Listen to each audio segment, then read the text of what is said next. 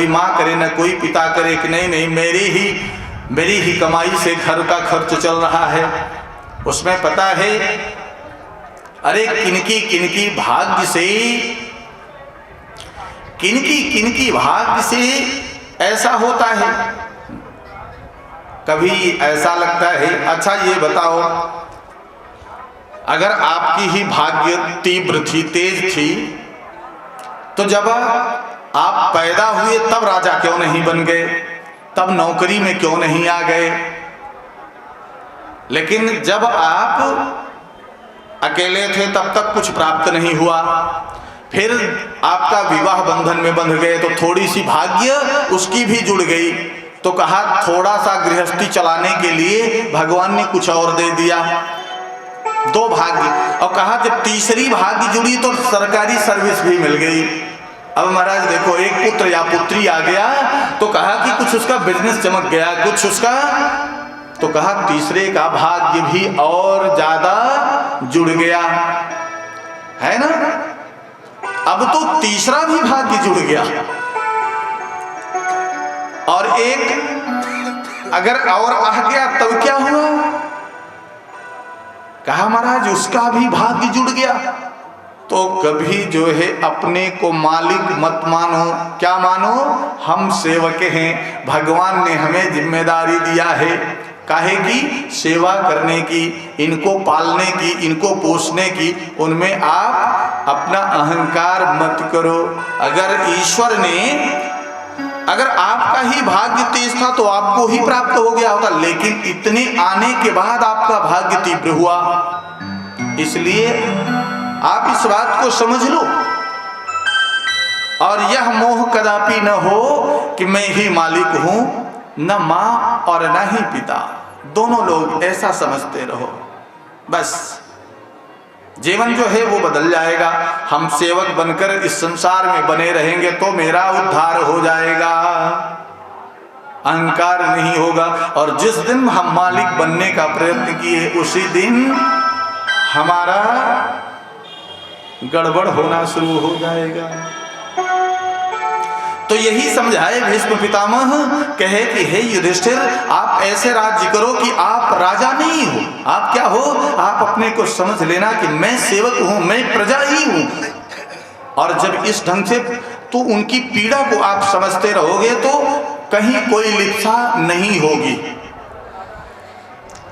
आप राज करती हुई और वैकुंठ को प्राप्त कर सकते हो, स्वर्ग को प्राप्त कर सकते हो कि श्रेष्ठ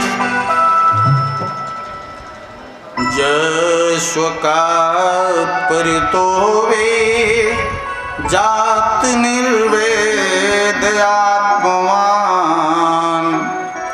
हृदय कृत्वा हरिगेहा प्रव्रजेस नरोत्तमः। कह रहे हैं कि जो मनुष्य स्वतः अथवा दूसरे के उपदेश से वैराग्य प्राप्त कर हृदय में भगवान का ध्यान करता हुआ घर से निकल जाए वह उत्तम कहलाता है। अगर स्वविवेक हो तो और अच्छी बात है, नहीं तो संत महात्माओं का उपदेश सुन करके उसके अंदर वैराग्य जो है वह जागृत होना चाहिए, वह आना चाहिए और अपने आप को वैरागी बनाना चाहिए भगवान का भजन करने के लिए। तो कहा घर से कैसे निकलना है, तो घर से निकलने का ये आशय नहीं है कि घर से ही निकल जाओ। तो कहा कैसे, फिर क्या करें? कहा घर में बने रहो, जैसे वो राजा बना है, जैसे युधिष्ठिर राजा बने रहेंगे वैसे हम घर में सेवक बनकर के भगवान की रह सकते हैं, ऐसा परमिशन है। तो कहा वो वैसा हमें बना रहना चाहिए का, और नहीं तो किसी ने पूछा तो कहा कि घर की इन्हें घर जाते हैं, घर की इन्हें घर जाते हैं, घर छोड़े घर जाए। तो गोस्वामी जी बड़ा सुंदर सा उपाय दिए कि घर की इन्हें घर जाते हैं, घर छोड़े घर जाय, तुलसी घर बन बीच हो, और सदा रामपुर छाय। कैसे? घर और वन के मध्य हो जाओ, बीच हो जाओ। घर में रहो लेकिन कैसे रहो? मालिक बनकर नहीं, सेवक बन करके रहो, भक्त बन करके रहो, और वहीं भगवान का भजन करते रहो। और अंत में गृहस्थ धर्म का पालन करते हुए, और वहीं पर जो है आपको वहीं से आपका उद्धार हो जाएगा, ऐसा भी बताया गया।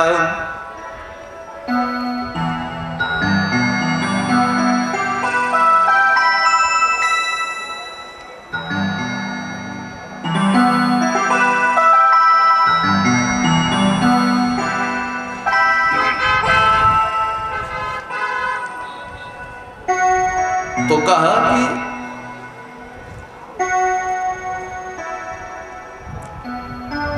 जिसका समय करीब में हो उसे क्या करना चाहिए? पूछते हैं कि जिसका समय करीब आ गया हो, जैसे चौथे पन कानन नृप जाहि, तो जब चौथा पन आ जाए तब मनुष्य को करना क्या चाहिए? तो कहा उस समय हमें बहुत सी सारी चीजों को का त्याग कर देना चाहिए। जैसे क्या क्या? चौथे पन में पहला चीज की स्वतः का जो है मालिक बनना, इसको छोड़ देना चाहिए। 3 पन तक तो आप अपनी जिम्मेदारी निभाते रहो, चौथा पन आवे तो मालिक किसी दूसरे को बना दो, और आप अपने जीवन में संन्यास जैसा ही घर में रहो। दूसरा, चौथा पन आ जाए तो जो भी अवगुण आए हुए हैं, काम, क्रोध, लोभ, मोह, मद, मत्सर, ईर्षा, अहम, यह सब छूट जाना चाहिए। अभिमान, ये ज्ञान का अभिमान, ये भी बड़ा खतरनाक होता है। अभिमान किसी चीज का भी हो तो बड़ा खराब होता है। काहे? जातिम रूपम विद्या धनम यौवनम में वच। अगर किसी इसमें से किसी बात का अहंकार आ जाता है तो वह मनुष्य नीचे गिरता है। जातीयता का अहंकार, ऊंच नीच का अहंकार, सुंदरता का अहंकार, मैं बहुत सुंदर हूं, विद्या का अहंकार, मैं बड़ा शास्त्रज्ञ हूं, मेरे समान कोई शास्त्रज्ञ नहीं है, धन का अहंकार। अरे जैसे जब यह चीजें अगर बढ़ रही हैं तो आप और विनम्र हो जाओ। कैसे हो जाओ? जैसे एक वृक्ष जब फल उसमें लगता है, फूल उसमें आते हैं तो और जो है वह झुकना जानता है। हमें एक वृक्ष से सीख लेनी चाहिए कि अगर हम फले फूले हैं तो हम क्या करें? और ज्यादा झुक जाएं। ये मतलब होता है कि अगर फल फूल हम पे आ गया है, हम में लग गया है, तो हम दूसरों की मदद के लिए आगे आते रहें, दूसरों की सेवा और करते रहें, तब उससे उसकी कीर्ति और प्रसिद्धि जो है दिन दूनी बढ़ती रहती है।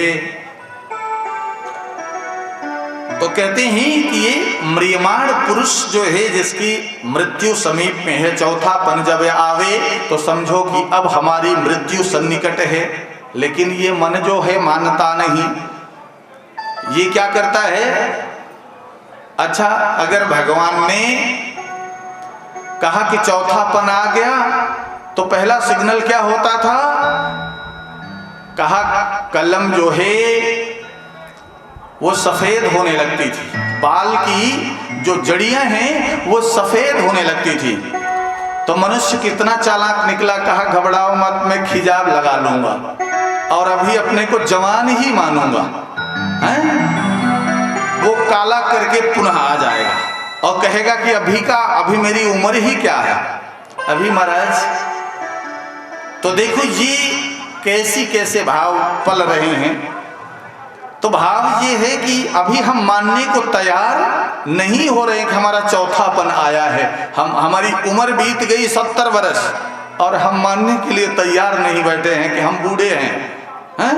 अभी हमको लगता है, और कहते हैं कुछ लोग कि मन से जवान तो हम बने ही। अरे इस मन, अगर शरीर जो है जीर्ण शीर्ण हो गई तो मन से जवान बनकर के क्या करोगे? वो उस जवान बनने का क्या अभिप्राय है? कोई मतलब नहीं है। तो आप ध्यान यह रखो, मन को जवान तो बनाओ, लेकिन कहाँ? भगवत नाम लेते हुए निरंतर जो है भगवान का जाप करते रहो। तो कह रहे हैं अतः पृच्छामि संसिद्धिं योगीनां परमं गुरुं पुरुषस्य यत् कार्यं म्रियमाणस्य सर्वथा। हे मुने, आप योगियों के भी गुरु हैं, कृपया आप यह बताइए कि म्रियमाण पुरुषों को क्या सुनना चाहिए और क्या करना चाहिए जिससे उनकी मुक्ति हो सके, जिसकी मृत्यु सन्निकट हो। कोई ऐसा उपाय बताइए जिसकी मृत्यु सन्निकट हो, उसे क्या करना चाहिए और क्या सुनना चाहिए। तो उन्होंने एक ही बात कहा हे राजन, निश्चल मन से केवल एकमात्र भगवान का ध्यान, भगवान का कीर्तन, भगवान के नाम का उच्चारण, यही अवलंब है। कैसे? निश्चल मन करके, मन और भटकना अब नहीं चाहिए। या हमें जब पता हो जाए कि हम सन्निकट में हैं, तो अपने ये मोह माया रूपी से हमें मुक्ति, थोड़ा सा दूरी बन जाए हमारी, और हमें अब, लेकिन कहते हैं कि ये ऐसे संभव नहीं है। कहा फिर कैसे?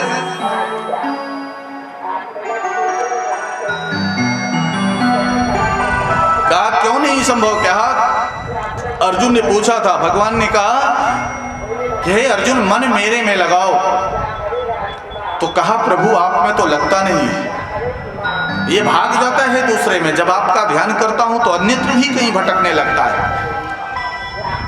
चंचल ही मन कृष्ण प्रमाद बलवदृढ़म्।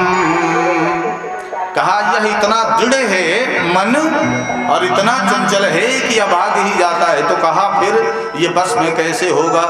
तो कहा अभ्यासेन्तु कौन्तेय वैराग्येण च गृह्यते। इसका अभ्यास करना पड़ता है। प्राणायाम का अभ्यास करना पड़ता है। यम, नियम, आसन, प्राणायाम, प्रत्याहार, ध्यान, धारणा और समाधि, ये जो अष्टांग योग हैं, इनके द्वारा जो है हम मन पर विजय प्राप्त करेंगे। धीरे धीरे आसन सिद्ध होगा, धीरे धीरे प्राणायाम हो जाएगा, धीरे धीरे धारणा में पहुंच जाएंगे, धीरे धीरे ध्यान करना शुरू हो जाएगा, धीरे धीरे समाधि की तरफ चले जाएंगे। तो यह सारे कार्य हमें अभ्यास के दौरान मिलेंगे, लेकिन हम अभ्यास नहीं करना चाहते, हमें तत्क्षण सब कुछ चाहिए। तो कहा कि निश्चल मन से एकमात्र मेरी कथा, मेरी सत्संग, मेरे नाम का उच्चारण, मेरी लीला, मेरा गुण, बस इसी में अपने मन को लगा करके रखो, बाहर मत भटकने दो, इसी से तुम्हारा उद्धार हो जाएगा। कहा छोड़ देना चाहिए। कहा क्या? कहा भेदभाव, छल कपट। उस समय क्या छोड़ देना चाहिए? भेदभाव करना, छल कपट छोड़, छल कपट, व्यभिचार, झूठ, यह सब छोड़ करके एकमात्र भगवान की शरण कह लेनी चाहिए। तो कहा अब शक्तियों मुक्तियों क्रमो मुक्ति में आते हैं, तो थोड़ा इसमें देखा। कहा भगवान अंतिम समय में ये बताइए कि हमें पूजा किसकी करनी चाहिए। हम जो ये पूजा करते हैं ये क्या है? पूजा करने से क्या होता है, और पूजा करें तो किसकी करें? तो कहा कि पूजा देखो अगर करनी है तो कैसे किया जाए। उन्होंने बताया किसको क्या चाहिए, उस हिसाब से आप अपनी पूजा करते और कराते हैं। अकामो सर्व कामो मोक्ष कामोदार दी तीव्रेण भक्ति योगेन यजेत पुरुषं परम। क्या करें कि एक ही एक ही भगवान है। वो कौन है? जो परम पुरुष है, जो साक्षात नारायण हैं। पूजा उन्हीं की ही करनी चाहिए, अन्यत्र नहीं करनी चाहिए। ध्यान उन्हीं का लगाना। कहा जो सब कुछ देने में जो समर्थ हो, पूजा उसकी करो। तो कौन है? कौन देवता सब कुछ देने में समर्थ हैं? बताओ, कौन देवता सब कुछ देने में समर्थ हैं? जरा सा विचार करो कि ऐसा कौन सा देव है। तो वो जगत नारायण ही हैं, जो सब कुछ देने में समर्थ हैं। भगवान श्री कृष्ण ही है, वो राम जी ही हैं, जो सब कुछ देने में समर्थ हो। इसलिए अन्यत्र देवताओं पे भटकने का विधान नहीं है। चूंकि अब आगे है कि वेद जानने वाला ब्रह्मा की पूजा करे, प्रभाव चाहने वाला अग्नि की पूजा करे, आयु चाहने वाला अश्विनी कुमार की पूजा करे, इंद्रिय सामर्थ्य, इंद्रिय मजबूत बनाने वाला इंद्र की पूजा करे, विद्या चाहने वाला शिव की पूजा करे, धन चाहने वाला देवी दुर्गा की पूजा करे। सबके विभाग अलग अलग बटे हुए हैं, लेकिन सब पर किसका अधिकार है? वो सिर्फ नारायण ही एकमात्र ऐसे देवता हैं जिस पर सब पर अधिकार है। क्या? कि वो सृष्टि भी करते हैं, पालन भी करते हैं और संहार भी वही करते हैं। इसलिए एक ही देवता की शरण गह लेनी चाहिए। निश्चल मन से सिर्फ परमात्मा की ही उपासना करनी चाहिए। अब हमें भटकाव नहीं होना चाहिए।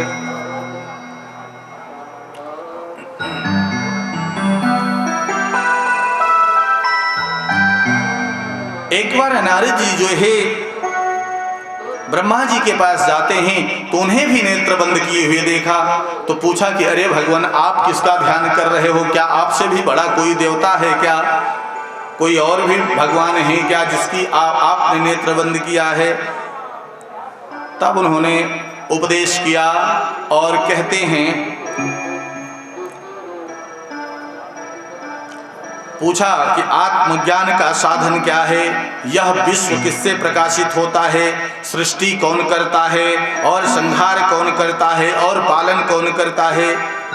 तब उन्होंने कहा, वत्स, अरे परमपिता, आप ही तो सब करने में समर्थ हैं। तब उन्होंने कहा, नहीं, यह जो आपकी जो धारणा है ये गलत है, मैं कुछ नहीं करता हूँ। का फिर कहा, हम तो निमित्त मात्र हैं, करने वाले तो नारायण ही हैं। कहा, ये नारायण ही करने वाले हैं? कहा, हाँ। कहा, ये वही नारायण हैं जो हमें आदेश कर रहे हैं कि आप जाकर के सृष्टि को करो। बस आपका संदेह ठीक है, मुझसे परे जो तत्व है तुम उसे अभी नहीं जानते हो, इसी से तुम्हें संदेह हो रहा है। उन भगवान को नमस्कार है जिनकी माया से मोहित लोग मुझे ही जगत का गुरु समझते हैं, पर मैं जगत का गुरु नहीं हूँ। जगत के गुरु तो साक्षात नारायण ही हैं। तस्मै नमो भगवते वासुदेवाय धीमहि यन्मायाया दुर्जयया मां ब्रुवन्ति जगद्गुरुम्। कहा, एक ही जगत के गुरु हैं, वो है नारायण। उन्हीं की माया से यह विश्व जो है प्रकाशित हो रहा है। उन्हीं के ज्ञान से ये ज्ञानी लोग ज्ञान का प्रकाश फैला रहे हैं। तो जो कुछ भी हो रहा है इनके प्रकाश के कारण ही हो रहा है। वस्तुतः जगत गुरु तो नारायण ही हैं, उन्हीं से जगत की सृष्टि होती है और उन्हीं में यह जगत लीन भी हो जाता है। हाँ, जब नारायण को खेलना होता है अकेले, कहा भक्त के बिना भगवान भी नहीं होते हैं। तो कहा, ये कैसे? कहा, जब अपनी महिमा का वो बखान कराना चाहते हैं तो पहले अपने भक्तों को भेज देते हैं। कहा, भक्त कौन हैं? तो कहा एको हम बहुश्याम, जब भगवान की इच्छा होती है थोड़ी सी सृष्टि खेलने की तो अपने भक्तों के साथ सृष्टि रचा देते हैं, और सृष्टि रचा करके और फिर उन्हीं के साथ वो खेला करते हैं। कोई मूर्ति बना करके खेल रहा है तो कोई माला लेकर के भगवान को मना रहा है, कोई कुछ कर रहा है, कोई कुछ कर रहा है। तो ये नारायण की इच्छा है।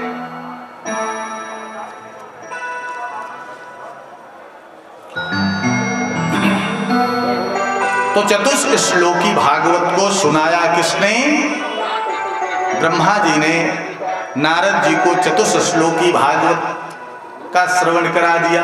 कहा सुनो अब, अहमेवासमेवाग्रे नान्यत यस दशत्परम पंचादहम यदेतच्च योश्वसिष्येत सोऽस्यहम् हरितेऽर्थं यत् प्रतीयेत न प्रतीयेत चात्मन् तद्विद्यात्मानो मायां यथा भासो यथा यथा महान्ति भूतानि भूतेषु चावचेष्वनु प्रविष्टान्य प्रविष्टानि तथा तेषु न चेष्वहम् एतावदेव जिज्ञास्यं तत्त्वजिज्ञासुनात्मनः अन्वय व्यतिरेकाभ्यां यत् स्यात् सर्वत्र सर्वदा। क्या कह रहे हैं कि सृष्टि के आदि में केवल एक मैं ही था, सत असत स्थूल सूक्ष्म तथा कारण और प्रकृति भी नहीं, और सृष्टि के पश्चात में भी मैं ही रहूंगा। विश्व यह जो दृष्टिगोचर हो रहा है वह भी मैं ही हूँ, प्रलय में जो शेष रहता है वह भी मैं ही हूँ। यह ब्रह्म का स्वरूप कहा गया है। आत्मा में असत कृषत दुखित जो भी प्रतीत होती है वह, और सत आनंद आदि की जो प्रतीत नहीं होती उसमें मेरी माया जानो। जैसे आकाश में दो चंद्रों के न रहने पर भी दो चंद्रों की प्रतीति हो जाती है, इसी प्रकार से सब कुछ मेरी ही माया है, और मैं इसी माया में जो ही अपना निवास करता रहता हूँ। मैं ही सर्वस्व हूँ, मैं ही सब कुछ हूँ, हमारे सिवा और कोई नहीं है। तो कहा जो मुझे जान लिया उसे कुछ और जानने की जरूरत नहीं है। जो मेरे नाम का महत्व जान लिया उसे फिर किसी शास्त्र को पढ़ने की आवश्यकता नहीं रह गई। फिर शास्त्र तो फिर किसी काम का नहीं। जब तक नहीं जाने तब तक शास्त्र पढ़ते रहे, और शास्त्र पढ़ने से कुछ नहीं होता है। कहा फिर इसीलिए कहा भजन करने से सब कुछ होता है। नाना शास्त्र पठन्ते नाना देवस्य पूजनम् आत्मज्ञान बिना पार्थे सर्व कार्यम निरर्थकम। जब तक आत्मज्ञान नहीं होगा तब तक सब आपका समस्त देवताओं का, चाहे जितने देवताओं का पूजन करो और चाहे जितने शास्त्र पढ़ लो, कोई फर्क, कोई बदलाव आने वाला नहीं है। अगर आप शास्त्र पढ़ करके भी, ज्ञानी हो करके भी, और आपके आचरण में बदलाव नहीं है तो ऐसे शास्त्र का पठन पाठन का क्या अभिप्राय है, क्या मतलब है कि आपके जीवन में बदलाव नहीं हुआ। ऐसे ही है भागवत सुनने का भी महत्व, कि अगर भागवत सुनने के भी बाद और आपके जीवन में बदलाव नहीं आया तो फिर भागवत का क्या महत्व है।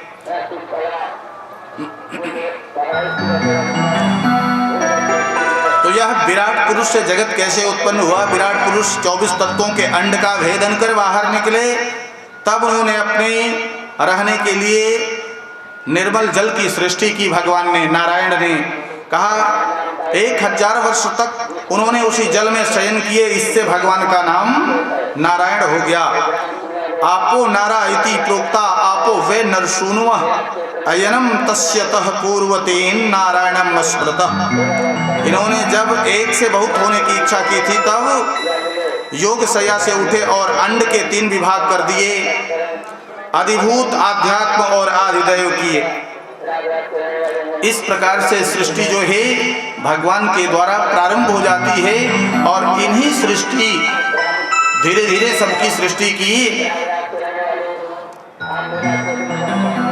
और सृष्टि करके तो सृष्टि करते करते क्या किया उन्होंने, कहां तक सृष्टि देखा कि रे ये सृष्टि तो हमारी बढ़ ही नहीं, पहले मानसिक सृष्टि थी,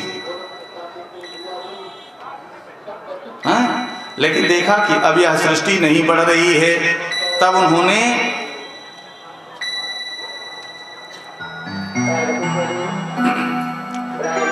भगवान के नाभि कमल से ब्रह्मा की उत्पत्ति होती है। कहां से? भगवान के नाभि कमल से ब्रह्मा की उत्पत्ति हुई। इस प्रकार से वो सृष्टि करते चले गए।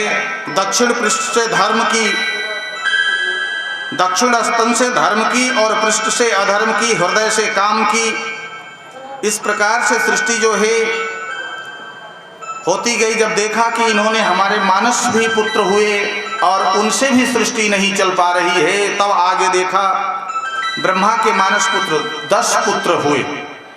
क्या? मरीच, अत्रि, अंगिरा, पुलस्त्य, पुलह, कृत, भृगु, वशिष्ठ, दक्ष और नारद। ये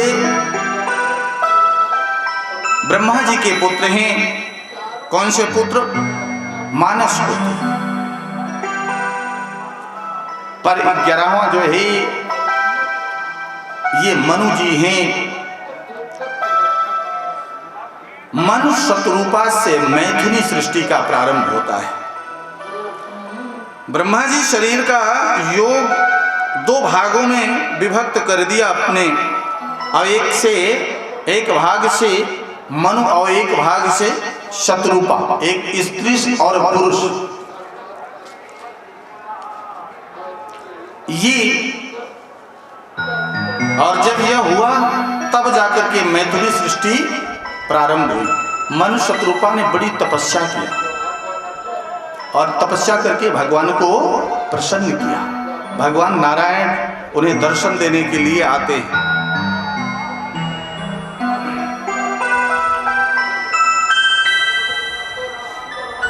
एक टक चितोत रूप अनूपा, तृप्त भय मन शतरूपा। भगवान जब भगवान का प्राकट्य होता है तब वो तृप्त हो जाते हैं और एक टक उन्हें ही निहारते रहते हैं। तो भगवान ने कहा कि अभी सृष्टि करो और फिर इसके बाद आपके लिए भी बहुत सी सारी व्यवस्थाएं जो है, जिम्मेदारियां हम देंगे, उस जिम्मेदारियों का पालन करते हुए आप आगे बढ़ें। तो मनु शतरूपा से 3 कन्याएं और 2 पुत्र हुए। एक अकुति, दूसरी देवहूति और तीसरी प्रसूति। और पुत्र कौन हुए? प्रियव्रत और उत्तानपाद।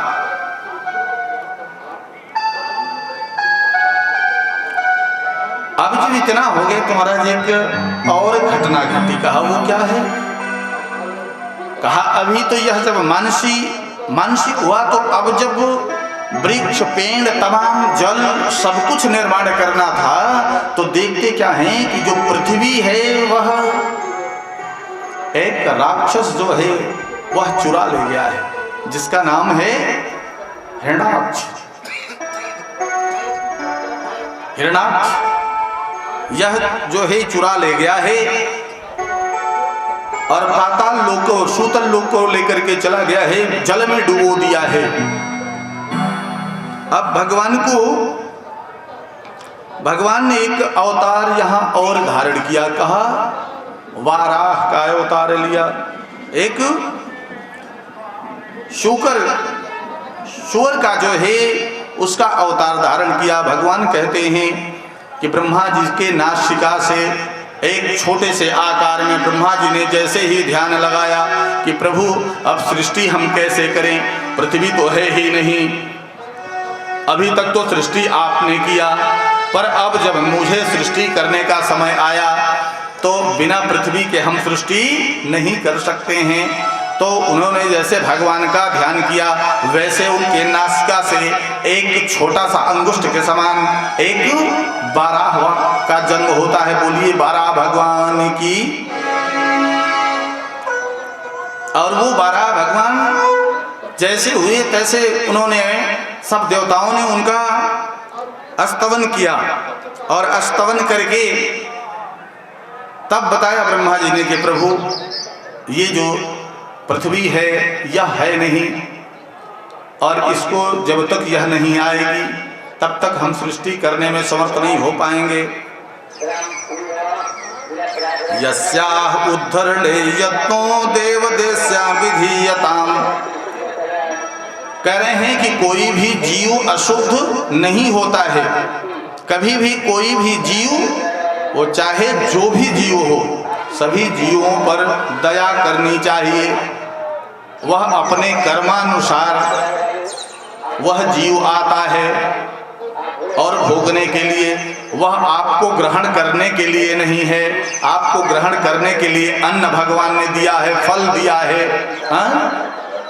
पत्ते दिए हैं, इनका सेवन करो, पर जीव हिंसा मत करो। जो जीव हिंसा करता है, ऐसा महाभारत के वान पर में बताया गया है कि जे मांसान भाग शांति, जो नरमांस का भक्षण करता है उसको अगले जन्म में वह भी उसका भक्षण करता है। हर जीवों में प्रतिशोध की भावना बनी रहती है। इसलिए क्या करना चाहिए कि कभी भी जीव हिंसा नहीं होनी चाहिए, सब जीवों पर दया करना चाहिए। और भगवान एक गर्जना करते हुए और सीधे कहाँ प्रवेश कर गए? सागर में गए। और जैसे सागर में गए तो ललकारा उसको, हिरणाक्ष को। हिरणाक्ष वहाँ से गदा लेकर के अपनी घुमाते हुए बड़ा तीव्र गति से भगवान की तरफ दौड़ा। भगवान से कई दिनों तक वह लड़ता रहा, युद्ध चलता रहा उसका। युद्ध करते करते ऐसे लगा कि मानो अवधार्य विरंचस्य निर्बलिकामृतं वच प्रहस्य प्रेम गर्भेण तदपांगेन सोऽस्गृहीत। ब्रह्मा जी ने भगवान से मधुर वचन में बोले, जैसे जैसे रात्रि होगी भगवान, वैसे वैसे दैत्य का बल बढ़ जाएगा। तो भगवान अभी तो लीला ही कर रहे थे। भगवान ने कहा कि भगवान से यहाँ शक्तिशाली संसार में कौन है? तो लीलया मिश्तो शत्रु प्रहृद्वांतरे हसन। और जो भी शस्त्र है, भगवान ने ललकारा कि जो भी तेरे पास शस्त्र हैं तू समस्त शस्त्रों को ग्रहण कर ले। देवताओं ने भगवान की तब स्तुति करने लगे। क्या? तब भगवान ने हिरणाक्ष का वध करके और पृथ्वी का उद्धार करके लेकर के ऊपर आ जाते हैं। जल के ऊपर पृथ्वी को स्थापित कर देते हैं। भगवान के द्वारा ही स्थापित है यह धरती, यह भाव है। तो भगवान का स्तवन करते हैं। चितो शयानम तम कुंठ वर्चसम कराल दृष्टम परिदृष्ट दक्षदम अजादयो वीक्षस संसुरागता अहो इमं को नु लभेत संस्थितम। और इस प्रकार से जो है देवताओं ने भगवान की स्तुति की और पुनः सृष्टि जो है वह भगवान ब्रह्मा द्वारा प्रारंभ हो गई।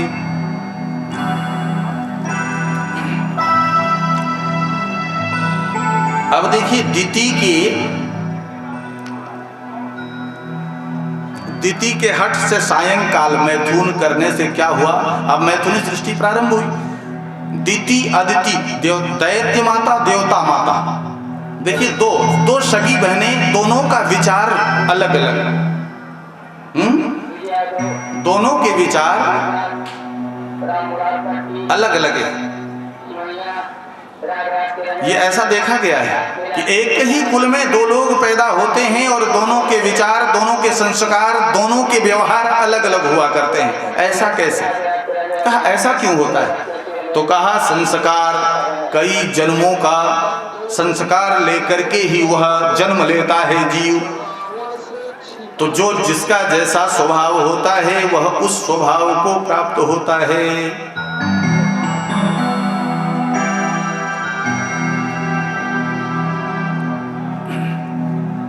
वह ऐसा पाता है। तो कहा दिति जो है कश्यप, ये ब्रह्मा के पुत्र हैं कश्यप जी। तो कहा कश्यप की दो पत्नियां, एक का नाम दिति और दूसरे का नाम अदिति। अदिति देव माता है, देवताओं को जन्म देती है, और दिति कौन है? दैत्य माता है। तो देखो दोनों का स्वभाव, संस्कार, व्यवहार सब तीनों अलग अलग हुआ करता है। कहा वो दैत्यों के साथ में रहती है, इसलिए उसके व्यवहार में बहुत विशेष परिवर्तन आ जाता है। और कहा संग का दोष लगता है, जैसा करोगे संग वैसा रहेगा रंग। आपका संग का भी प्रभाव होता है महाराज, इसलिए अच्छे लोगों का संग करना चाहिए।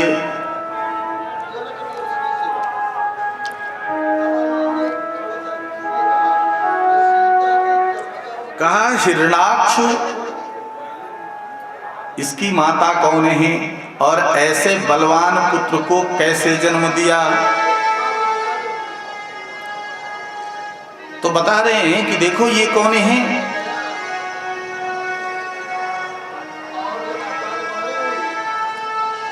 ये हैं कौन? कहा कश्यप की दो पत्नियां दिति और अदिति। अब अदिति देवमाता हो गई। वह अदिति अपने पुत्रों के साथ स्वर्ग में रहा करती हैं, और दिति जो है वह कहाँ रहती हैं? वह पति के पास में रहती हैं। दिति सुंदर हैं, अब इसलिए वो पति के पास में ज्यादा समय व्यतीत करती हैं। एक दिन वो काम वासना से दग्ध हो जाती हैं। कैसे? तो कहा कि चत्वार मान कर्माणि,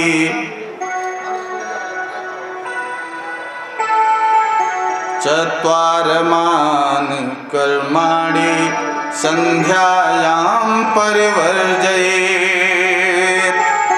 आहारं मैथुनं निद्रा स्वाध्यायम चतुर्थकम। ये चार चीजें जो है संध्या के वेला में कभी नहीं करनी चाहिए। वो चार चीजें क्या है?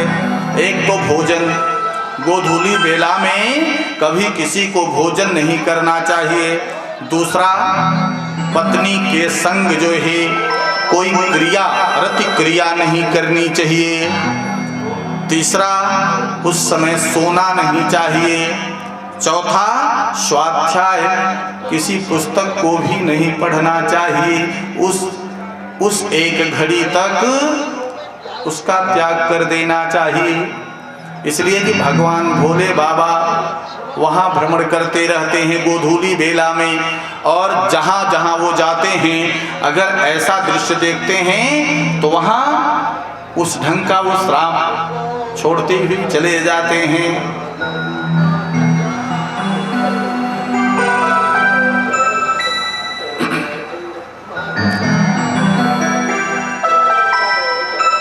थोड़ा सा भोले बाबा का जिक्र आया तो एक प्रसंग याद आ गया। यहीं तीर्थराज प्रयाग का, जैसे आज कुंभ लगा हुआ है ठीक इसी प्रकार से कुंभ लगा हुआ था। समस्त लोग मेले में आ रहे थे तो एक बोर्ड लगा हुआ था कि गंगे दर्शनात् मुक्ति, गंगा के दर्शन से ही मुक्ति, ऐसा लिखा था। तो वायु मार्ग से पार्वती जी और भोले बाबा दोनों लोग बताए कि गोधूली बेला में चलते ही रहते हैं। तो वो आए तो पार्वती जी ने प्रश्न किया कि भगवान ये बताएं कि जितने लोग जा रहे हैं सब दर्शन मात्र से मुक्त हो जाएंगे, तो बैकुंठ कितने लोग चले जाएंगे? कितनी जगह है वहां पर? क्या ये सब लोग बैकुंठ मुक्त ही हो जाएंगे? सब जो है बैकुंठ लोक के वासी होंगे? भगवान शंकर ने कहा, अरे देवी, अरे करोड़ों में एकाक मुक्त होने वाले मिल जाएं तो भी बड़ी कृपा है। ये मुक्ति इतनी आसान नहीं है। कहा नहीं नहीं, हमारी इच्छा हो रही है कि जरा सा हम इन भक्तों का दर्शन करना चाहते हैं। भगवान कह रहे हैं पार्वती माँ कि मैं इन भक्तों का जो है मैं देखना चाहती हूँ कि ये कैसे भक्त हैं। तो कहा तब तो वेश बदलना पड़ेगा। कहा क्या धारण करना पड़ेगा? कहा अगर देखना चाहती हो तो आप एक सुंदर स्त्री बन जाओ, 24 वर्ष की। कैसी? 24 वर्ष की सुंदर खूबसूरत स्त्री बन जाओ, और मैं एक भिखारी कोढ़ी बन जाऊंगा। उन्होंने भी अपना रूप बनाया कोढ़ी का और उनको बना दिया सुंदर अप्सरा के समान, और बना करके संगम टावर का जो रास्ता है उसी पर बैठा दिया और कहा यहीं बैठ जाओ। और इसी रास्ते से भक्त लोग सब चले आ रहे हैं गठरी मुठरी लेकर के, एक बैग संभाले हुए, और देख लो कि सब बैकुंठ ही चले जा रहे हैं, सब मुक्त होने जा रहे हैं। ये गंगा में स्नान करेंगे और सब मुक्त ही हो जाएंगे।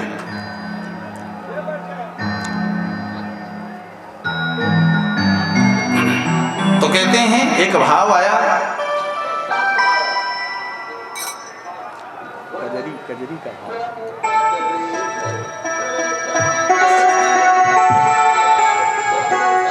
बड़ा सुंदर भाव बना। मां पार्वती और भगवान भोलेनाथ आ रहे हैं और सुंदर रूप धारण करके वहां पर बैठ गए। तो पार्वती महादेव का बयान सुनो, जरा धर के ध्यान सुनो ना। पार्वती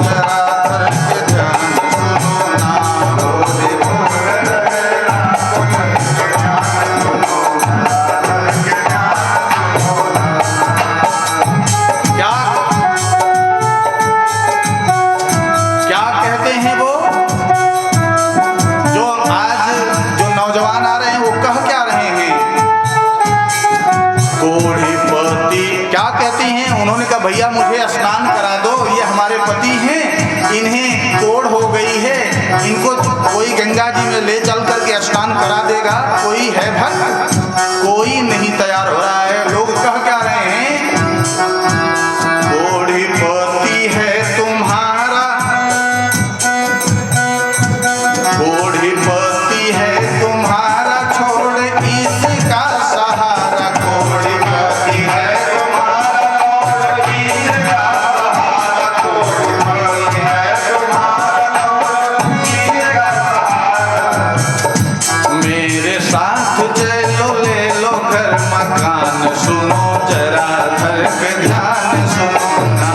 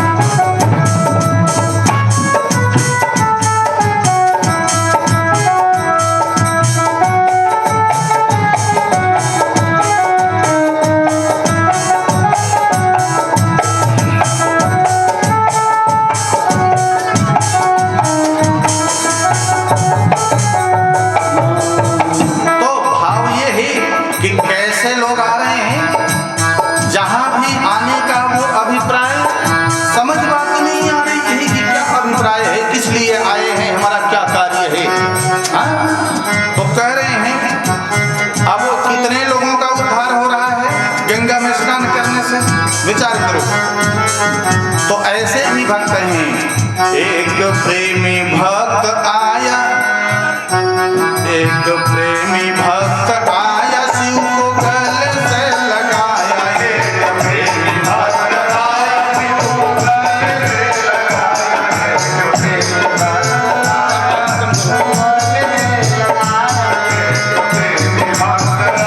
शिव को गले से लगाया। एक प्रेमी भक्त आया, शिव को गले से लगाया। कैसे एक प्रेमी भक्त आता है और शिव को गले से लगाता है, क्या कहता है, भले कोढ़ हुई है लेकिन ऐसे लोगों का उद्धार होता है। एक प्रेमी भक्त आया, शिव को गले से लगाया। एक प्रेमी भक्त आया, शिव को गले से लगाया। एक प्रेमी भक्त आया, शिव को गले से लगाया। और जैसे लेकर अपने कंधे पर उठाकर बैठा लिया और लेकर के गया और संग में डुबकी लगवाया, वैसे क्या देखता है, कोढ़ छूट गई उसी दरम्यान, सुनो जरा धर के ध्यान, सुनो ना। कोढ़ छूट गई उसी दरम्यान, सुनो जरा धर के ध्यान, सुनो ना।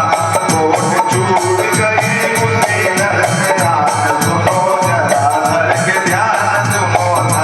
कोढ़ छूट गई उसी दरम्यान, सुनो जरा धर के ध्यान, सुनो ना। पार्वती महादेव का बयान, सुनो जरा धर के ध्यान, सुनो ना।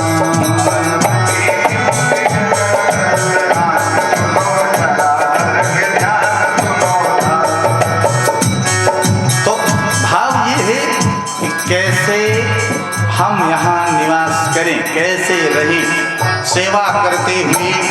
हाँ, एक ऐसा भक्त आता है, वह उधर दृष्टि न जाकर और कोढ़ भगवान शिव को है पर गले में बैठा लिया, कंधे पर और ले गया और स्नान करा करके और जैसे जाने लगा वैसे भगवान ने कहा, देखा देवी, ऐसे ही लोगों का, ये करोड़ में एक लोग हैं, इन्हीं का उद्धार होता है, बाकी सब आवें और चले जाएं, कोई फर्क नहीं पड़ता।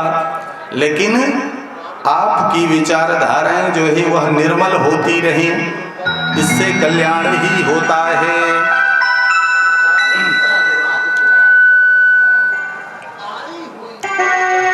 तो कह रहे हैं कि चत्वार मानि कर्माणि संध्यायां परिवर्जयेत्, आहारं मैथुनं निद्रा स्वाध्यायं चतुर्थकम। ये अगर हम आहार लेते हैं संध्या के वेला में तो हमें रोग उत्पन्न हो जाएगा, हम पेट के रोगी बन जाएंगे। और अगर उस समय हम रत क्रिया करते हैं तो कहीं संतान अगर आ गई तो राक्षसी वृत्ति की ही संतान पैदा होगी। जैसे हिरणाक्ष जो है वह कैसे है, वह राक्षस। और तीसरा, अगर उस समय शयन करते हो, सोते हो तो आंख खराब होने का डर बना रहता है। और अगर आप पढ़ाई करते हो, शिक्षा ग्रहण, उस समय शिक्षा पर ध्यान देते हो, पढ़ते हो तो याददाश्त कमजोर होती रहती है। इसलिए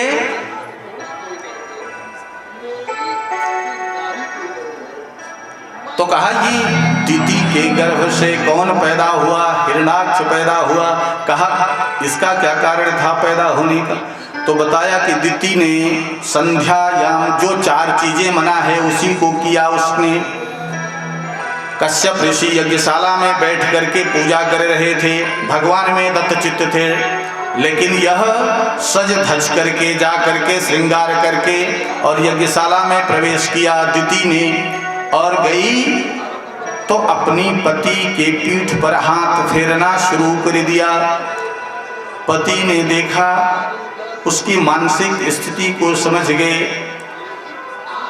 और वह वहां से उठ करके गए, उसकी मन स्थिति को शांत किया, शांत करके पुनः स्नान किया, स्नान करके फिर यज्ञशाला में गए।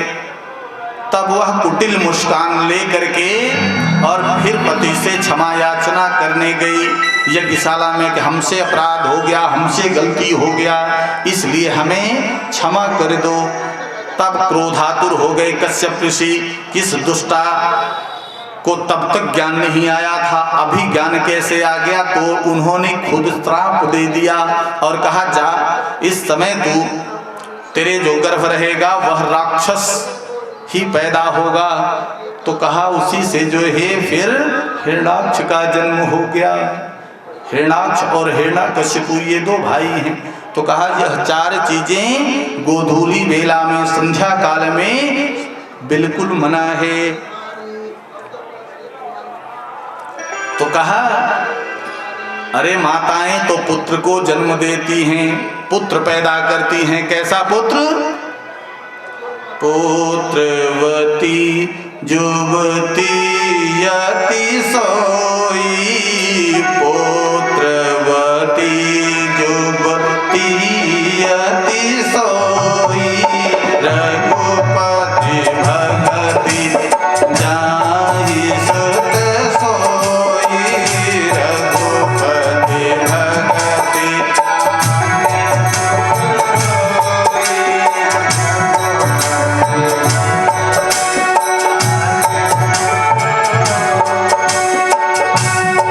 तो कहा ऐसे पुत्र को माताएं जन्म देती हैं।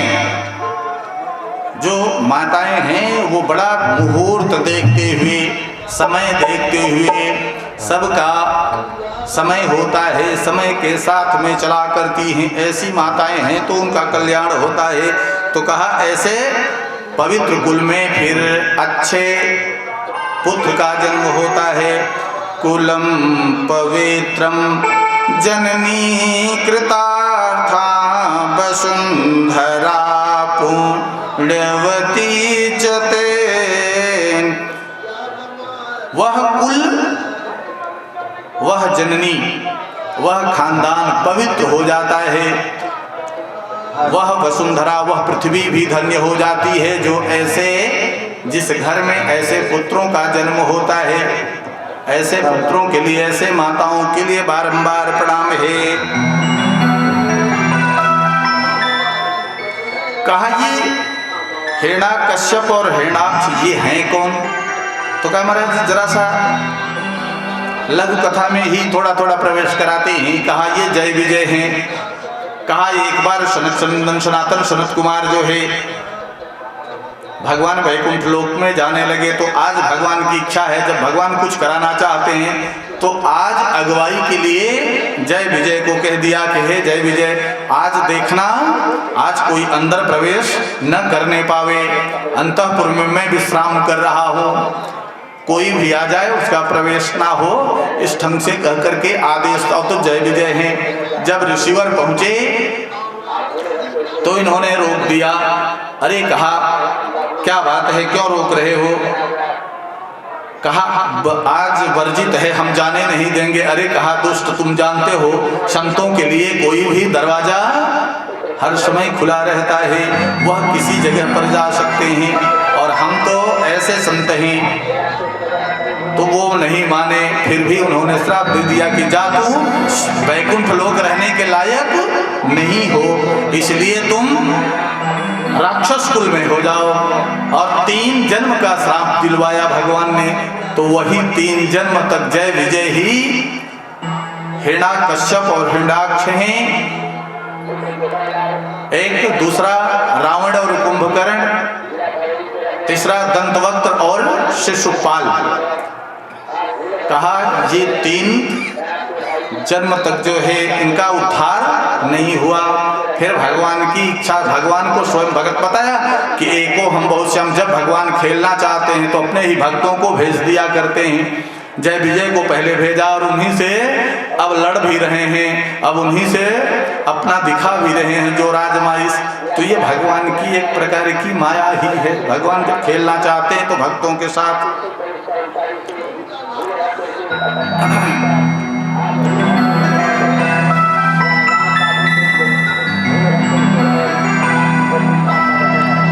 अब करदम जी की तपस्या। महाराज करदम ऋषि जो है, अब पहले देखो एक सब ऋषियों के साथ जो है सुंदर सुंदर सभी लोग क्या चाहते थे, एक बात आई सामने। अब लोग डॉक्टर इंजीनियर ये सब ढूंढने लगे। पहले जैसे था कि वो क्या था कि अपनी लड़की का वो दान किसको देते थे, जो पात्र होता था। ये 14 रत्नों में से एक रत्न होती हैं क्या, कन्याएं। कहा इनको जैसे 14 रत्न संभाले जाते हैं वैसे कन्याओं को भी संभाला जाता है। इनको वैसे ही संभालना, इनकी देखभाल इनकी भी करनी चाहिए। तो और देखभाल नहीं होता है तो इन्हें बिगड़ने में भी देर नहीं लगता है। तो कहा इसलिए इन पर जो है अंकुश और देखभाल बनी रहनी चाहिए।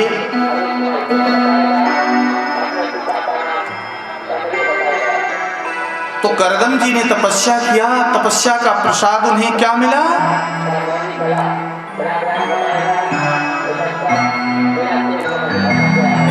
कि मनु महाराज की 3 पुत्रियां, उनमें से एक पुत्री देवहूति, बहुत ही सुंदर, बहुत ही सज्जन, बहुत ही सुशील, बहुत ही गुणवान। ऐसी गुणवान इनके लिए मनु महाराज भी विवाह का खोज रहे हैं।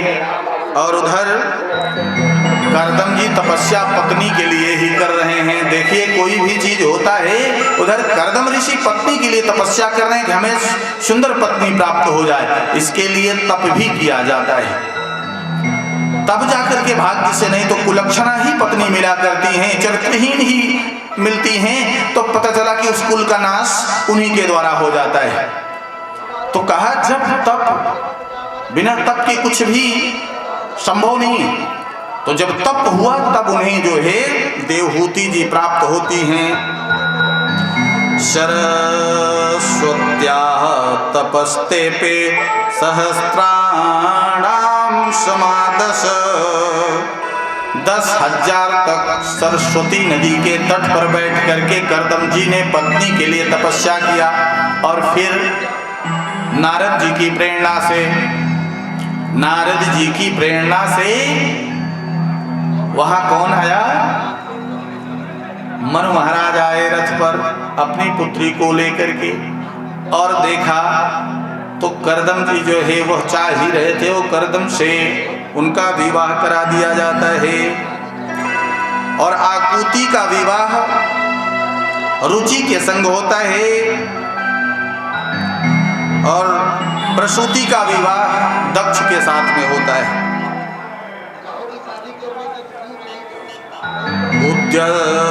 उद्यतस्य हि कामस्य प्रतिवादो न शस्यते। कहा गया है कि स्वतः प्राप्त वस्तु का त्याग तो विरक्त सन्यासी भी करने का अधिकार नहीं है।